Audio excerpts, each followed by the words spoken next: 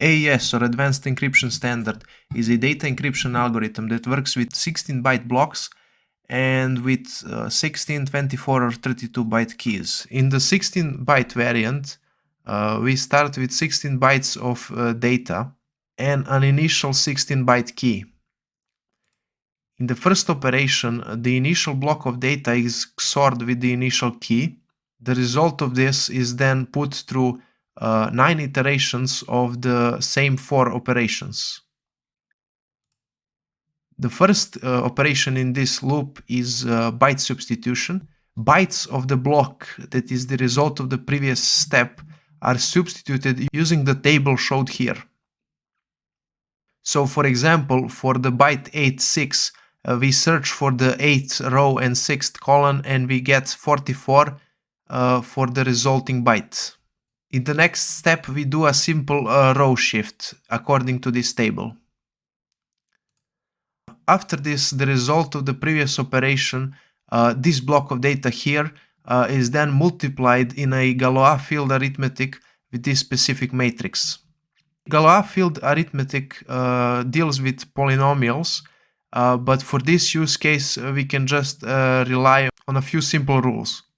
To get the byte 0 of the resulting block, we need to multiply this column of the input block with the first row of this constant block. This multiplication can be seen on the right side. So we multiplied 94 with 2, E0 with 3, AF with 1 and 96 with 1, and then we XOR the results to get the resulting 31. When multiplying a number with 1 in this Galois field arithmetic, we simply get that same number. When multiplying with 2, we follow those rules. If the most significant bit of the multiplier is 1, then the result is that number shifted by 1 and then XORed with 1b.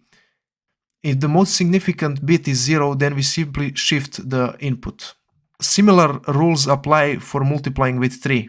After mixing columns, we XOR the result of the previous step with the key in the specific iteration. After we run this loop for 9 iterations, we go to byte substitution. We substitute the bytes of the result in the same way we did this before. Then we do another shift row as before, and then we do the final key XOR. Key used in this iteration is the final iteration key. To generate iteration keys from the starting key, we follow the following steps. First, we take the final column of the starting key and we rotate it top to bottom 3 places. First cell becomes the 4th, the second becomes the 1st, and so on. After this, we substitute the rotated column's bytes using the S-box table. This resulting column is then XORed with the first column of the current iteration key and with the constant column that depends on the iteration number to get the first column of the next iteration key. So for the 9th iteration, we use the column 1b and all zeros. Now we generate remaining columns of the next iteration key by XORing specific columns of the previous iteration key and columns of the next iteration key. So in this case, we get the second column by XORing the second column of the input key and the first column of the output key. This is then repeated for other columns as well. Final iteration key is generated using the same method. Only difference being that we use the 10th iteration column of this characteristic matrix.